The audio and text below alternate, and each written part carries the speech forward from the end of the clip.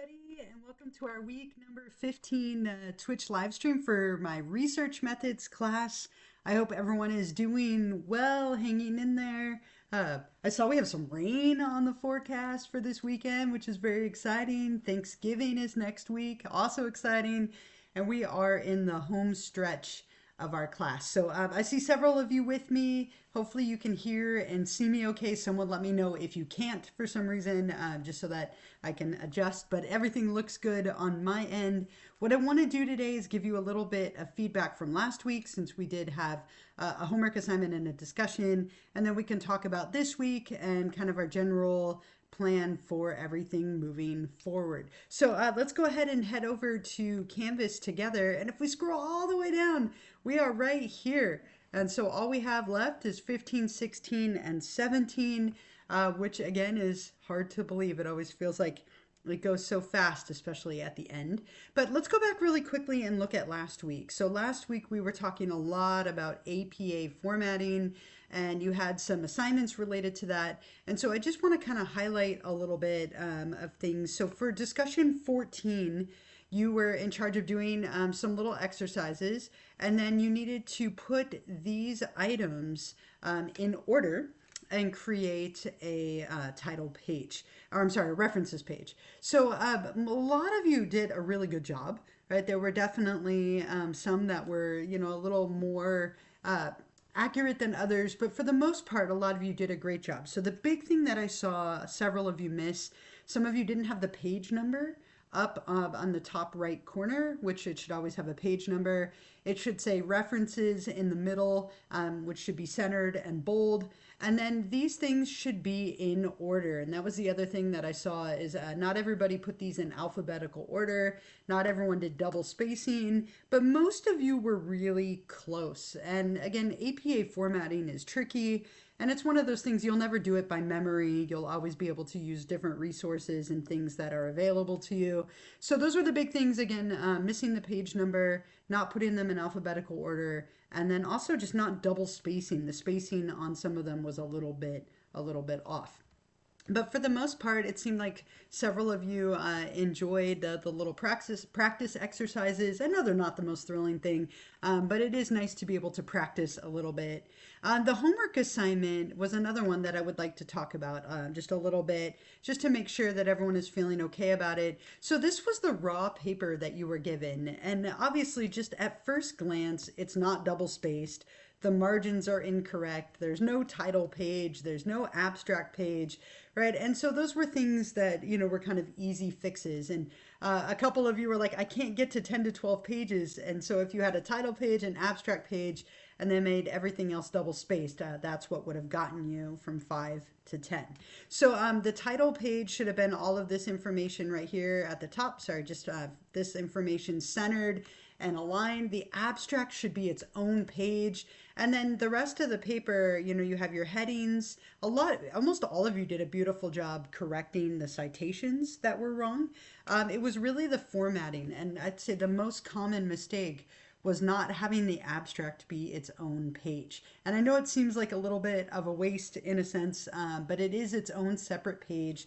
Everything should be double spaced. And then you should have had a title page that just had this information up here on it. So again, for the most part, really, really nicely done. A lot of you got full points or really, really close to.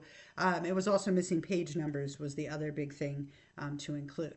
So for the most part, great job. And then we leave week 14 behind and we move into week 15.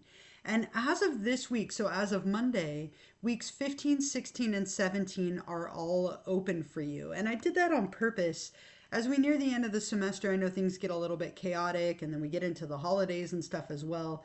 And so I wanted to give you that flexibility if you wanted it or needed it to work ahead a little bit. So I will be going week by week still, but if you would like to work a little ahead, weeks 16 and 17 are open. And so that gives you a little bit of that option. So since it's week 15, I'm going to focus on this week. And this week we are covering chapter 14. So as always, you'll want to do 3 things for each chapter. Read the chapter in the textbook, read through the lecture, and watch the lecture video. And don't forget to click on any links that are in there, any videos, make sure you watch them. all of that together is going to help you to understand. And so if you click on the lecture for this week, chapter 14, we're looking at replication, generalization, and the real world. So we're looking at what is replicability, what does the literature say about meta-analyses, should an important study have external validity, should research only be carried out in real settings, kind of looking at how do we replicate and generalize our information to the real world.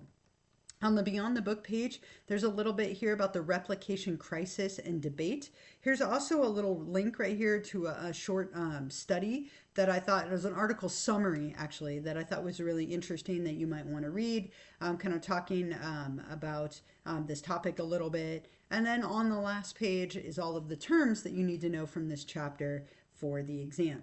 So make sure you read through that, make sure you click on and read the article a little bit. That's going to come back in the extra credit question for this week. Don't forget to watch my lecture video with the PowerPoint slides so that you get that lecture from me like you would in class.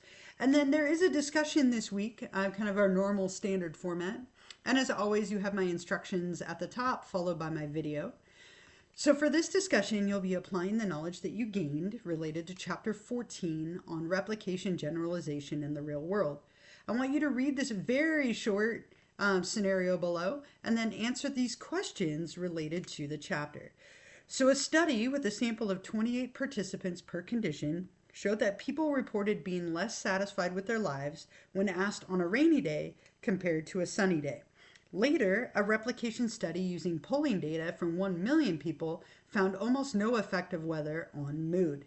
So I want you to answer these two questions related to that. Number one, discuss in detail, so really show off your knowledge and understanding and comprehension, link it to the materials, 3 different reasons why the study might have failed to be successfully replicated. And there's a table in your book that might be really helpful for you in finding 3 different reasons and just as a reference point. So I included it right here as a suggestion.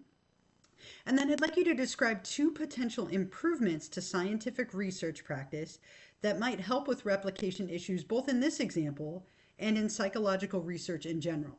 And discuss how these improvements would potentially relate to this little scenario above. So you're going to answer those 2 questions right here. Don't forget to also reply to a classmate to get those 2 kind of easy points. But I think it's a good opportunity. Feel free to read through some other people's responses before you do your own and then reply to at least one of them. I will, of course, post the recording of this week, and then the extra credit question I'll give you in a few moments. I just want to point one thing out. So next week, Thanksgiving is Thursday, so we won't be having a live stream next week, and I've planned for that all along. I'm actually leaving tomorrow to fly to Florida. Wish me luck on that one, but I'm flying over to Florida for the holidays, so I won't be able to have a live stream next week, but we will have one last live stream on the week of this week 17 here, so I can go over all those materials. So I just want to point out for next week, kind of following a very similar format, we have chapter 4 with the lecture and the PowerPoints. You do have your discussion, and then there won't be a recording posted for that week since I won't be doing it. But I just wanted to point that out a little bit, and I'll put that here in the chat as well. There will not be a Twitch live stream next week. Our next Twitch live stream will be on Wednesday, December 4th at 1:00 p.m. Okay, so just to kind of remind you of that in the chat here, no live stream next week, but there will be one the following week on the 4th at 1:00 p.m. And that will be our last Twitch live stream. And during that one, I'll go over everything from the closing week. As I mentioned, it is open. You're welcome to work ahead and take the exam and do the project and all that stuff. But I will go over all of that during that last Twitch live stream. And then I do have a reminder as well. Don't forget to double check your subscription status. A lot of you have fallen off. I only have a few of you who are still subscribed. And so it's taking me longer and longer to track everyone. So if you have a moment to just go back and double check that or renew that, I would really appreciate it. It would save me some time. Looks like someone said, I have a question regarding the short video component. For the 2-minute or less video where we describe our experiment, Are we required to appear on camera or is it acceptable to use audio with a visual aid instead? Yeah, if you wouldn't like to not be in the video, I'm fine with that. So obviously, I'll at least need your voice. But what you could always do, and what a lot of people do, is they'll put up their like one page flyer or like little visual aid. You could make a separate PowerPoint slide, but there's really no need to do extra work. So put up your one page flyer and just kind of talk through your experiment. You know, what would you do? Give me a little bit about it. It's quick, under 2 minutes. And the reason for that, one, is it keeps the file size, reasonable. And two, it's just meant to be like a little quick overview. It's fun for me to hear your voice and to see you if you want to be seen. But no, you do not need to appear on camera if you would like to avoid that. That's totally fine with me. I understand. Yeah, of course, no worries. And again, I'll go over all that the last week, but if you wanted to work ahead, at least now you have that information. And if you're looking at Canvas too and you scroll down, there's some, here's the instructions for the experiment proposal project. There are some sample papers and sample flyers underneath it in case you are wanting to work ahead, since I won't be checking in with you next week. And then we do have an exam that final week. It is a little bit cumulative in the sense that everything that we've covered kind of builds on what came before. And of course, give you a study guide so you would know what to prepare. But again, we're in week 15, so I'm just focusing on that. But I wanted to highlight those few things just in case you were thinking of working ahead. Let me give you the Twitch extra credit question for this week.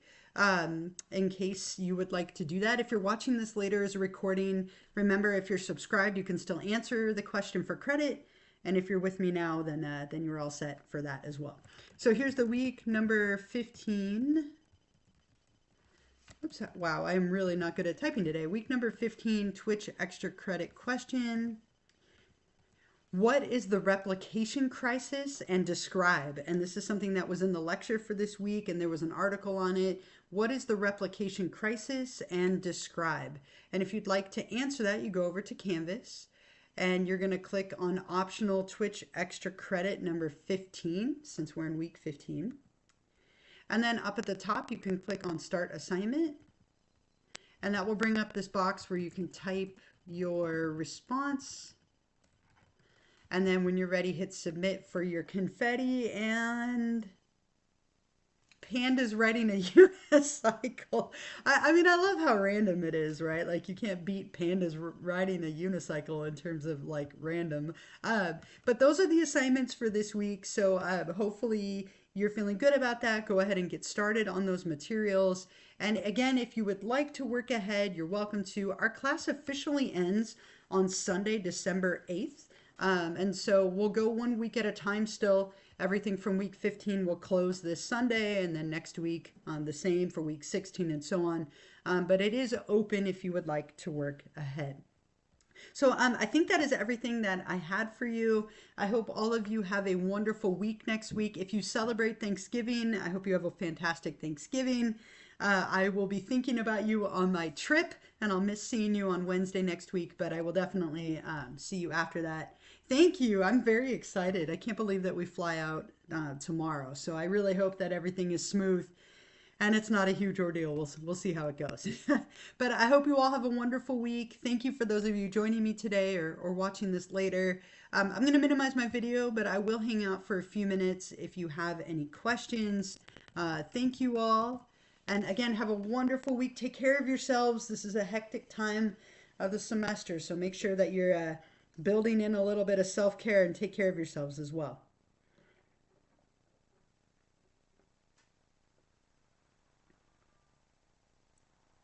Thank you as well. Have a great day.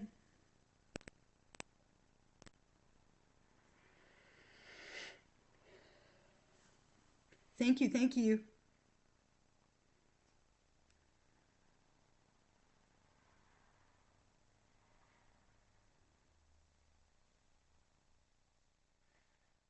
Thank you as well. Happy Thanksgiving to you as well.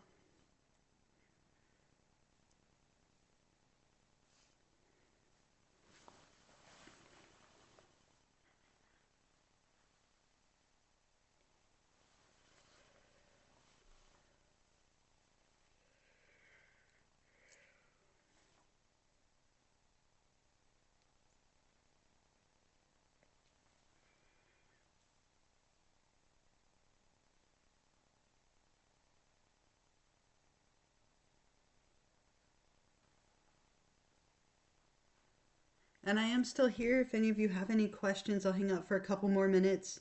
And then I will likely sign off so I can start that upload download process. But I am still here if anything is coming up for questions for you.